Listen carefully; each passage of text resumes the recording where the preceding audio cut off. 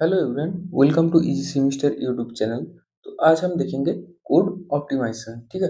तो code optimisation जो है वो है कंपाइलर डिजाइन का फिफ्थ फेज। ठीक है। तो इंटरमीडिएट कोड जनरेट होने के बाद ये कोड ऑप्टिमाइजेशन किया जाता है। मतलब कंपाइलर कोड ऑप्टिमाइज करते हैं, किस लिए? क्योंकि ताकि वो कोड फास्टर एग्जीक्यूट हो और मेमोरी लेस यूज करे। ठीक है। तो code optimization is the phase of a compiler that improves the intermediate code so that the final machine code executes faster, use less memory, use fewer CPU cycle, uses fewer register। तो हम जैसे C या C++ code लिखने के बाद उसको क्या करते हैं, टाइम कॉम्प्लेक्सिटी घटाने के लिए हम क्या करते हैं, उसको ऑप्टिमाइज करते हैं। ठीक है। वैसे ही कंपाइलर भी जब इंटरमीडिएट कोड जनरेट होता है तब क्या करता है, ऑप्टिमाइज करता है। जैसे कि थ्री एड्रेस कोड जनरेट हुआ, वहां पे अगर 10 वेरिएबल्स लग रहा था, ठीक है, तो कंपाइलर क्या करता है कि देखता है इसको कम वेरिएबल्स में हम कोड को लिख पा रहे हैं कि नहीं। ठीक है। तो ऐसे वो कोड ऑप्टिमाइज करते हैं। तो कोड ऑप्टिमाइजेशन के लिए कंपाइलर मेनली जो यूज करता है वो है लूप ऑप्टिमाइज टेक्निक और जो है पीप होल ऑप्टिमाइज टेक्निक। ठीक है। तो ये हम बाद में पढ़ेंगे, लूप ऑप्टिमाइजेशन टेक्निक और पीप होल ऑप्टिमाइजेशन टेक्निक क्या होता है। उससे पहले क्या करना पड़ेगा हमको, बेसिक ब्लॉक्स क्या होता है और फ्लो डायग्राम क्या होता है वो हमको समझना पड़ेगा। ठीक है। तो basic blocks and flow graphs. तो बेसिक ब्लॉक क्या है? A basic block is a sequence of instruction with one entry point, one exit point. ठीक है। एक बेसिक ब्लॉक क्या होगा कि सीक्वेंस ऑफ इंस्ट्रक्शन जहाँ पे एक एंट्री पॉइंट होता है, एक एग्जिट पॉइंट होता है। ठीक है। No branches except at the end and no levels except at the beginning. ठीक है। तो इसको हम एक एग्जांपल के साथ देखेंगे तब क्लियर हो जाएगा। ठीक है। तो पहले हम थ्योरी देख लेते हैं। तो यहाँ पे क्या करना पड़ेगा, जब बेसिक ब्लॉक्स को हम फाइंड करते हैं तब हमको लीडर्स फाइंड करना पड़ेगा।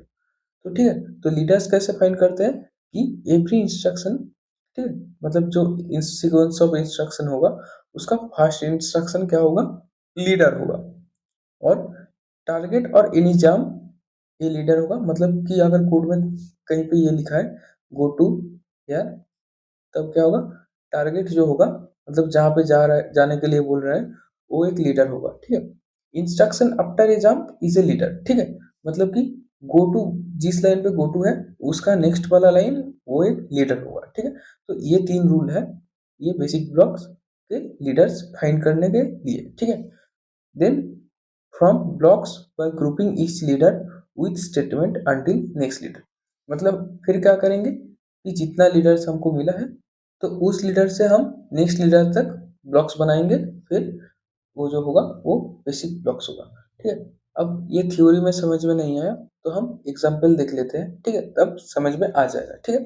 तो ये जो एग्जाम्पल है यहाँ पे, ये जो पोर्शन है ये आपका फैक्टोरियल का कोड है। ठीक है।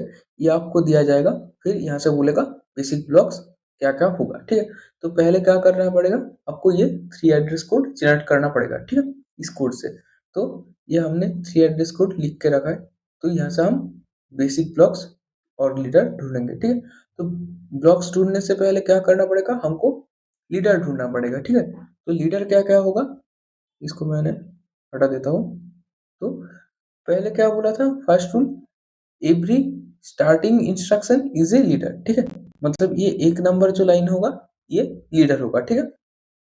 फिर जो बोला कि जहाँ पे जंप होगा, मतलब यहाँ पे गो टू 8 है, तो जहाँ पे जंप होगा वो एक लीडर होगा। मतलब ये 8 वाला जो है ये एक लीडर है। ठीक है।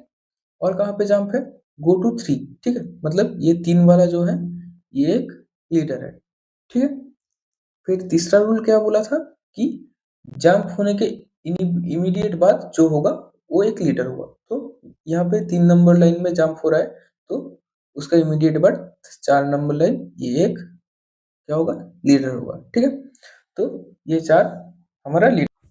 ये समझ में आ गया कि लीडर कैसे फाइंड करते हैं। मैं फिर से एक बार बता रहा हूँ कि एवरी सीक्वेंस जो होगा उसमें पहला जो इंस्ट्रक्शन है वो लीडर होगा। ठीक है।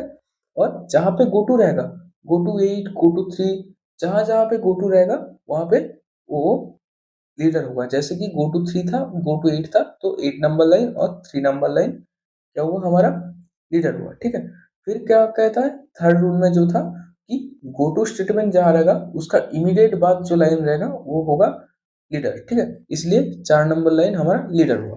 अगर यहाँ पे 9 10 ये लाइन रहता तो यहाँ पे गो टू है, तो 9 ये जो 9th लाइन होगा होता, ये होता लीडर। ठीक है, आई होप लीडर कैसे फाइंड करते हैं ये समझ में आ गया होगा। ठीक है, अब बेसिक ब्लॉक्स क्या क्या होगा, तो हम एक एक लीडर को लेंगे और ब्लॉक्स बनाएंगे। ठीक है, कहाँ तक बनाएंगे, दूसरे लीडर के आगे तक। तो एक और दो जो हो गया ये एक ब्लॉक होगा, फिर 3 जो होगा ये एक ब्लॉक होगा। ठीक है, फिर 4 से 7 तक एक ब्लॉक्स होगा, फिर 8 जो होगा ये 8 एक ब्लॉक होगा।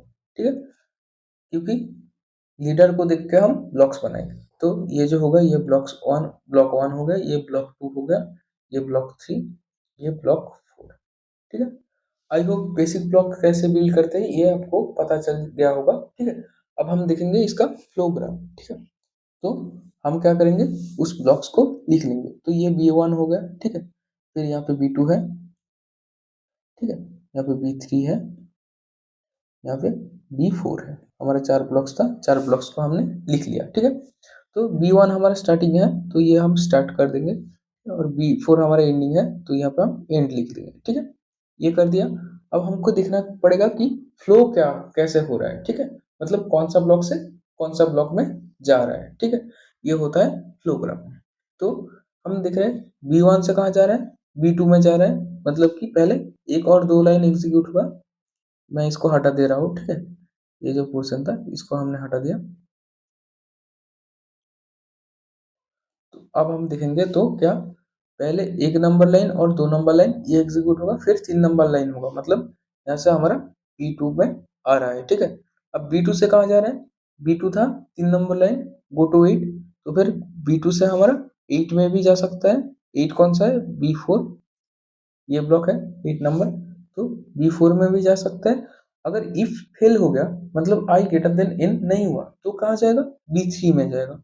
ये बात समझ में आ रहा है कि नहीं। ठीक है, तो B2 से 8 में भी जा सकता है और B2 से B3 में भी जा सकता है। ठीक है, अब B3 से कहाँ जाएगा, तो B3 में क्या है, B3 है गो टू 3। ठीक है, गो टू 3 मतलब B2।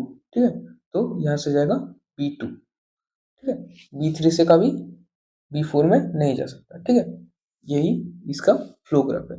ये जो हम रिप्रेजेंट किया तो इसको क्या कहते हैं, इसको फ्लो ग्राफ कहते हैं। आई होप बेसिक ब्लॉक्स कैसे बनाते हैं और फ्लो ग्राफ कैसे बनाते हैं आपको समझ में आ गया है। मैं फिर से एक बार फ्लो ग्राफ बता रहा हूँ। ठीक है, तो फ्लो ग्राफ क्या है, हमने पहले क्या किया, पहले हमने इस 3 एड्रेस कोड से लीडर को फाइंड आउट किया। अब लीडर फाइंड आउट करने के बाद हमने उसका ब्लॉक्स, बेसिक ब्लॉक्स जो होगा उसको फाइंड आउट किया। तो जितना लीडर होगा उतना ब्लॉक्स होगा। ठीक है, तो यहाँ पे हमारा 4 लीडर था, एक था, यहाँ एक था, 3 था।